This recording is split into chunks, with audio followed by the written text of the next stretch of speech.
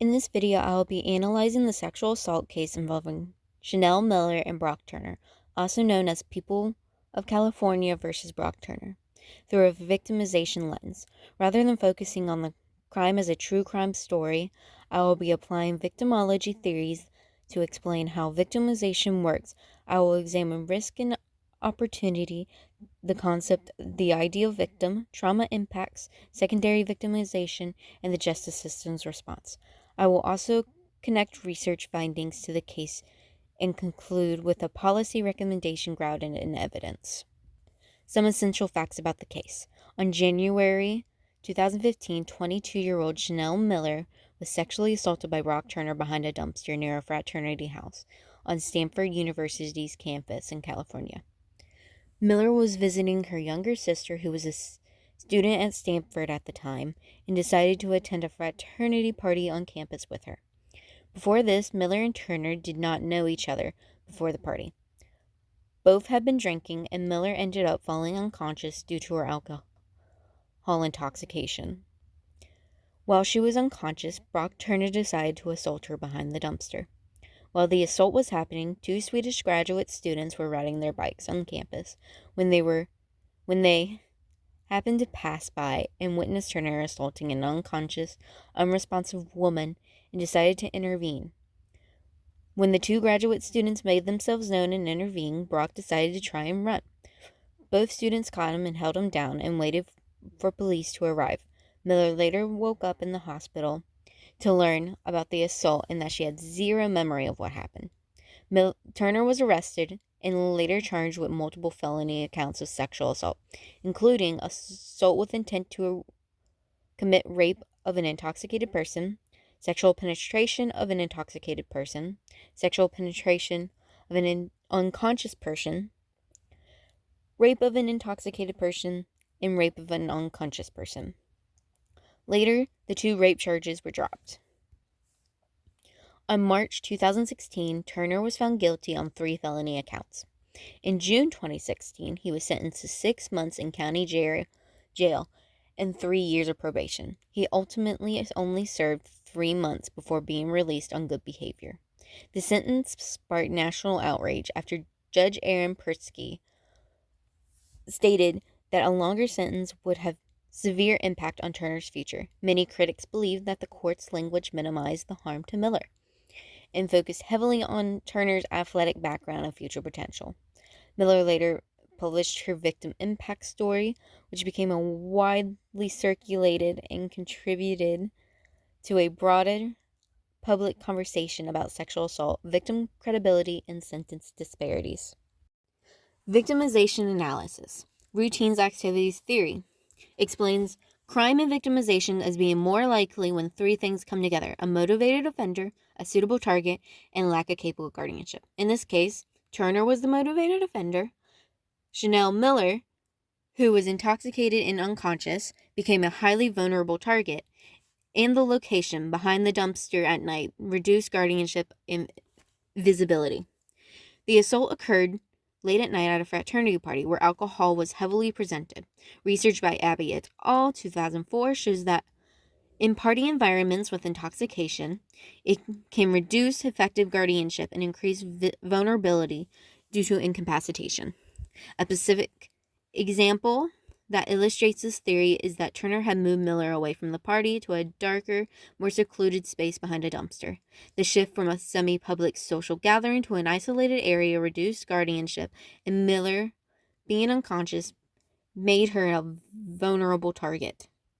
The assault stopped when 2 graduate students rode by on bicycles and intervened, demonstrating how guardianship disrupts opportunity. However, routine activities theory, RAT, does not fully explain structural inequalities or cultural rape myths that influence how victims are perceived. It explains opportunity, but not why certain victims are blamed or disbelieved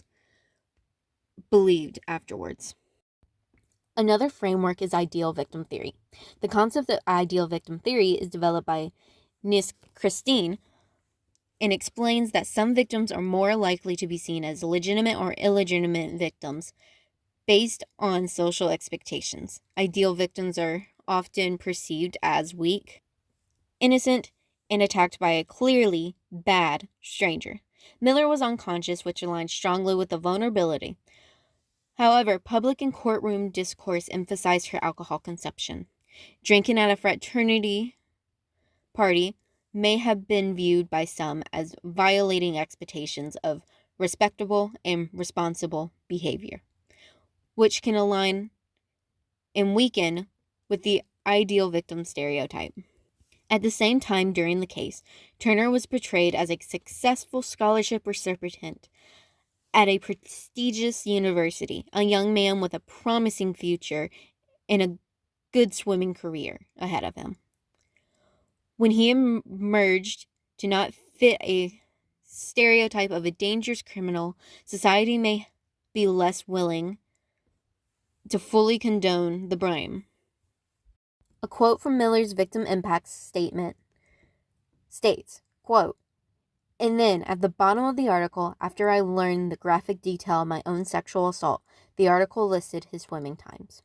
This shows example that during the sentencing, a considerable amount of attention was given to Turner's swimming career and bright future potential, with arguments suggesting his incarceration would ruin his life. This framing affects offender status can complicate the clear good victim versus bad offender narrative described in ideal victim theory. This is why ideal victim theory is limited. It claims perception framing, but not the situational dynamics that lead to the assault itself.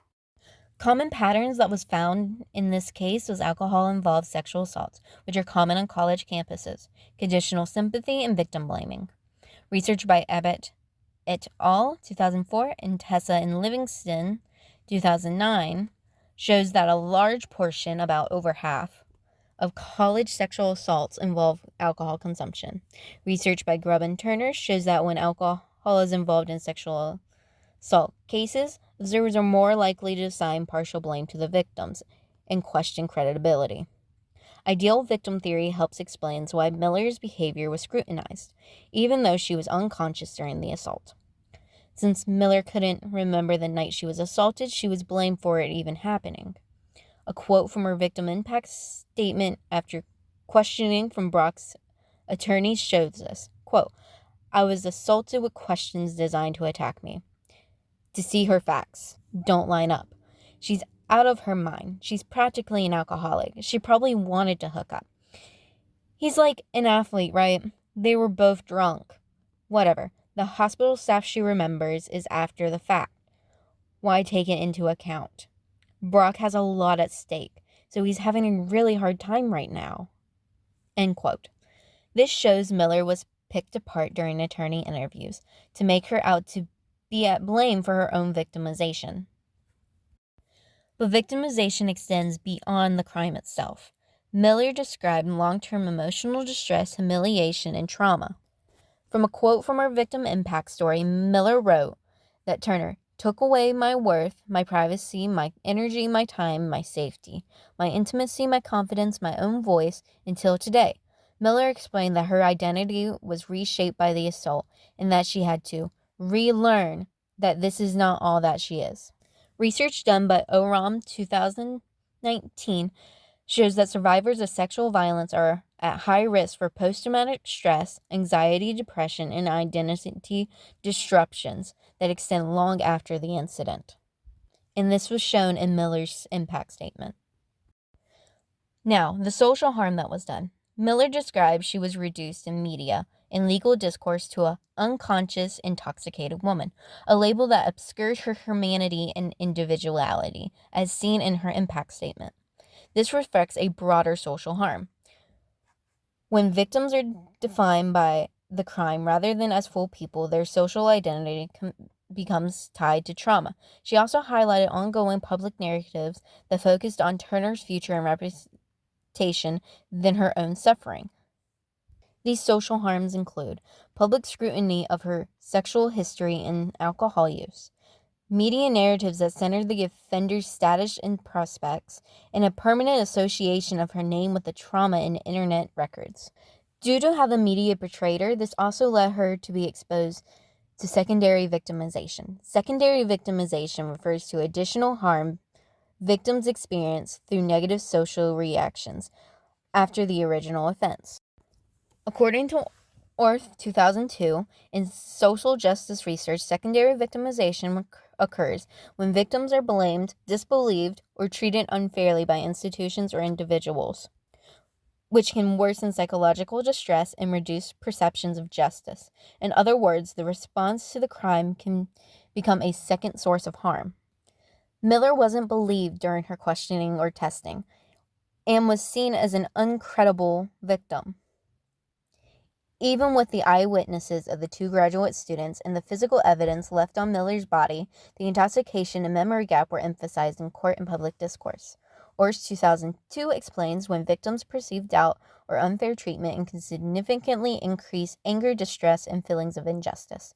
Even in her impact statement, Miller mentioned how she was attacked with vulnerable questions to make her story unbelievable. As said before, the questioning of credibility in this case was shifted to focus to Miller's behavior rather than Turner's actions, reinforced harmful myths about alcohol and responsibility, risked increased psychological harm beyond the assault itself. Orr's research also shows that perceived unfairness in treatment strongly predicts emotional distress, meaning credibility testing is not neutral. It can actively worsen the trauma on the victim. Miller was subjected to invasive interviews, repeated retelling, and lack of privacy. Miller described the exhausting process of repeated interviews, court appearances, and having intimate details dissected publicly. She noted how strangers debated her life and character. Orth 2002 emphasizes that perceptions of procedural unfairness, including hostile questioning or lack of respect, strongly predicts negative emotional outcomes. Even necessary legal procedures can become harmful when victims feel exposed, scrutinized, or reduced to evidence rather than treated as human beings. In Miller's case, the invasive court process required her to relive the assault in detail, amplifying the trauma beyond the original event. System responses and how they should have responded and how they could do better. I will be using policing in courts as an example. The police's role in this case was to preserve evidence, protect victims, conduct sensitive interviews, and provide clear updates about case progress. The goal is not just evidence collecting, but also to reduce further harm and building trust among victims. What went well during this case was that officers responded to the scene after two eyewitnesses intervened. Evidence was collected, and the case moved forward with prosecution rather than being dismissed. The presence of eyewitness likely strengthened the investigation, reducing the reliance solely on victims' memory, which also helped with moving forward with an arrest. What went wrong during this case was the same as many other sexual assault cases. Generally, victims may experience invasive questioning or disbelief, particularly with alcohol-related cases. This is why the overemphasis on alcohol use, the framing of some of the questions that implied the responsibility towards Miller, and the limited communication about the case progress was what went wrong. Research shows that victims who receive unfair or blaming treatment from authorities report significantly higher distress, or 2002. Additionally, a rape myth research founded by Grubb and Turner demonstrated that intoxicated victims are viewed less credible. Abbey et al. 2005 found that perceptions of procedural injustice increased anger, anxiety, and reduced trust in institutions. So even neutral-seeming interactions matter. This is why officers should explain the sense of directions are necessary, avoid wide phrasing, and limit unnecessary repetition. Morris et al. 2005 emphasizes the perceptions of fairness and respectful treatment, reduce emotional harm, transparency, and clarity matter as much as evidence collection. The next system is the courts. Courts' role should be to ensure fairness, accountability, and victim-centered justice. What went well during this case was a felony conviction was secured. Miller was allowed to present her full victim impact statement, and the legal process affirmed that incapacitated individuals cannot consent. These elements represent formal accountability and the victim's voice. But what went wrong was a 14-year sentence maximum turned into 6 months jail, where only 3 months were served, which also sparked a national debate. The potential system failures also include defense emphasis on Turner's future and athletic status, public sympathy tied to his social standing, implicit violent bias related to race, gender, and institutional prestige, and sentencing perceived as lenient. This ties to Christine's 1986 ideal victim framework. Sympathy and legitimacy are socially constructed. Even though Miller was unconscious, the court still scrutinized her drinking. Orff 2002 found that perceived injustice increases distress. Moore et al. 2005 shows that victims' perceived outcomes as unfair or minimizing. It intensifies anger and reduces confidence in the justice system. Even when a convention occurs, sentencing communicates whose future is priority. And in this one, with Turner getting 6-month sentence instead of years, with a 14-year maximum, it prioritized his future rather than Miller's victimization. Now to present research-based findings. Research finding number 1. Alcohol and sexual assault victimization and research findings in future directions. Catherine Lorenz and Sarah Ullman, 2016. In this research, it clearly states alcohol consumption significantly increases vulnerability to sexual assault victimization because it impairs judgment, physical resistance, and the ability to recognize the risk. This matters in this case because Miller was unconscious, heavily under alcohol consumption at a fraternity party. Lorenz and Ullman's findings help explain how intoxication increases vulnerability, not because victims are responsible, but because alcohol reduces the ability to resist or consent, which is exactly what occurred in this case. Study number 2, secondary victimization of crime victims by criminal proceedings. Orff 2002. This research clearly states victims who experience secondary victimization during criminal proceedings report significantly higher levels of psychological distress and feelings of injustice. This is important in this case because public questioning of Miller's alcohol use and the lenient sentencing given to Turner may have contributed to feelings of minimization and injustice to Miller. Orff's findings suggest that institutional responses, not just the assault itself, can intensify emotional harm when victims perceive the process as unfair or blaming. Lastly, a recommendation on what should change. Courts that handle sexual assault cases should be required to mandatory trauma-informed training for judges and prosecutors because they are assigned to sexual violent cases. This training should focus on alcohol-related incapacitation, rape myths, and secondary victimization. Judges should also be required to use standardized sentencing guidelines in sexual assault cases to reduce the disparities influenced by offender status or social privilege. Why this should work? Because it touches bases with secondary victimization, which has been shown throughout any and every case to be highly likely possibility, which is harmful to a victim. It also emphasizes alcohol-related vulnerability, which is common in sexual assault cases, and often scrutinized and formed into victim blaming. It also gets rid of rape myth influences in the ideal victim theory. In this case, court and discourse from the sentence sparked national outrage because many believe the response minimized Miller's harm and emphasized Turner's future. Trauma-informed judicial training would have reduced victim-blaming language, improved understanding of incapacitated assault, and increased perceived fairness. This will also benefit many, like sexual assault victims navigating the court system currently, or in the future, incapacitated victims whose credibility may have been questioned, like Miller, and marginalized victims who often face disbelief. Unfortunately, this does leave out victims who never report and never enter the courtroom, and survivors in jurisdictions that resist implementing mandatory training. To finish off this with the conclusion, in this case, to show that victimization operates within social and legal systems, does not end with the crime itself. It unfolds through opportunity structures, public narratives, and institutional responses.